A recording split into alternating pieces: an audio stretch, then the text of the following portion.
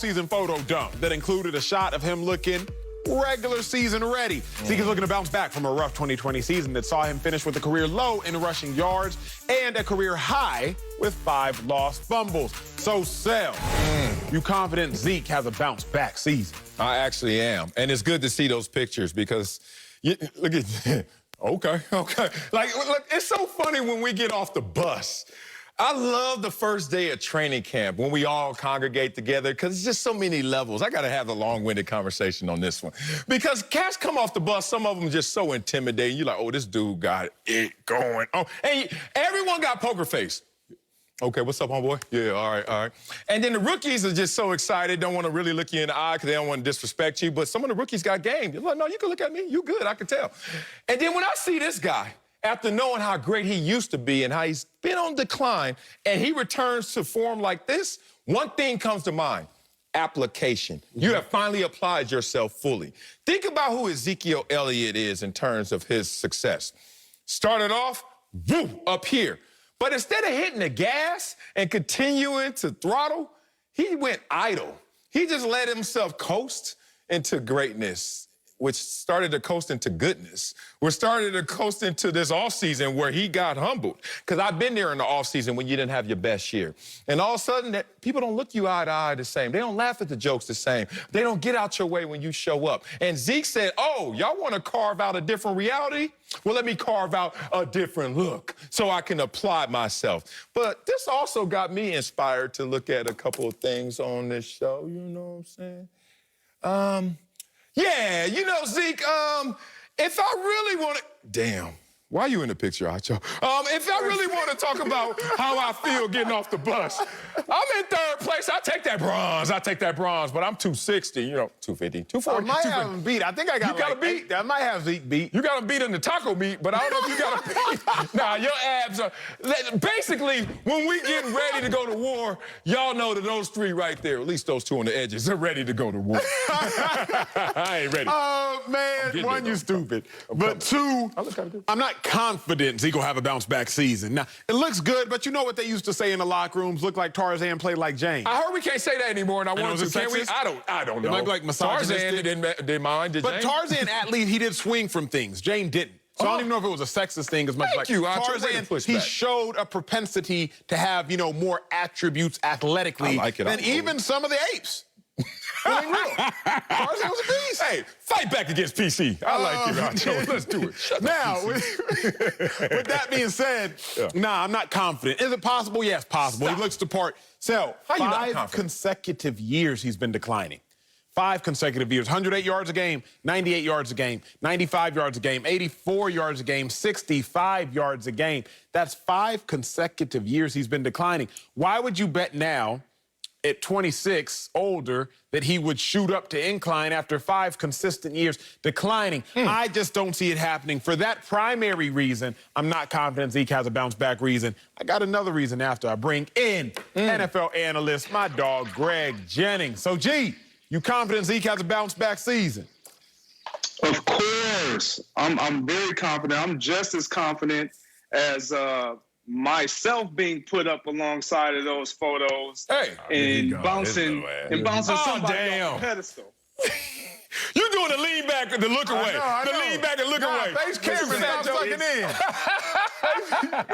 It's really simple. I mean, there is no contest. But getting back to Zeke and off of all of us, you know what? No, here's the thing, G. I'm married, man. G is doing too much. Because, G, you trying to show the V? This is a political, it's a friendly show. You're doing too much. I was moving on. I wasn't going to even address that. No, it has to be addressed. Yeah, I see a little bit of a V taper, man. I mean, I see the low-cut abs. He's doing too much, though. Coming out. He won. I mean, it is what it is. Is this OnlyFans? Is it OnlyFans account, G? How much you got to pay to subscribe, G? What's your cash app, G? $5.99 a month? God, dog. He greased up his body. Baby oil. Everybody on put all the pictures back on the screen. Put all the pictures back on the screen. Oh, I know who won now. Zeke is not baby oiled, although Zeke just finished a workout. I am not baby oiled, although I just came off a beach. My dog Marcellus is not baby oiled, and you can see the sand. But G. Who is just meandering through somewhere in Minnesota, just meandering. He got baby oil everywhere. He got water glistening all over his body. Look at this dude. Hey, all I know is I'm the only one drinking. I'm hydrating. I'm putting calories and carbs in me, and I still got 4th place. Okay, so what? But G. Don't show that other picture, because I'm married up here at least. Now, what's your take, G? You think he's gonna bounce back for real? I think he is. I definitely do think he's gonna bounce back. And you mentioned it. It's about the application and the reasons why he's gonna have that type of an application. A lot of variables buy into this. A lot of guys come out of college and they already are. They're driven. They're driven to prove that they belong in the National Football League. Acho, you talk about his 5 consecutive years of decline. Well, I don't look at it as decline. I look at it as teams catching up to who the Cowboys were and what they were good at. And so, yes, there's naturally going to be a decline there, as we saw even their offensive line kind of deteriorate. And so it lessened his level of production. But let's just focus solely on Zeke. When you have the type of year that you had, and you have a young counterpart, Tony Pollard, who's starting to create buzz, who's starting to get more attention from not only the fans and people watching, but the media, and even more importantly, your play caller. Let's get Tony in here. Let's get Tony in here for this play. Once you start hearing that as a player, we've all played, and we know what that looks like and what that feels like when a coach is calling for a specific number for that guy because he feels like he's better suited for this play. Well, we all thought Ezekiel Elliott was a every down back. He's looking like he's getting back to form to where he will be able to produce, not just on 1st and 2nd down, in between the trenches, in between the tackles, but outside the hashes when you split him out and you line him up against linebackers and safeties. I like the way he looks. I think he's focused, and this is what the Dallas Cowboys need. Man, I like all of that, but y'all know this show, we go nuanced. Here is why you and Marcellus, I think, are wrong. It's no fault of your own. It's no fault of Zeke's. Y'all know that in life, you got to feed where you give the money to. On television shows, the highest paid people on TV, G, you know this, Sel, you know this far too well, they work the most. Because if you get a $12 million deal at a network, you gonna be working pregame, postgame, a daily show. You get a $6 to $8 to $10 million deal at a network, you gonna be on more than one show. You get $160 million as a quarterback, $160 million deal as a quarterback, you are going to be working. You have $100 million deal as a wide receiver, you are also going to be working. Dak Prescott, most money ever in 1 year. That's what he's going to get this year, $75 million. They got to feature him, G. Amari Cooper, $100 million receiver, top 5 paid. They got to feature him, G. First-round pick, CeeDee Lamb, a recent first-round pick, unlike Zeke Elliott, a 2016 first-round pick.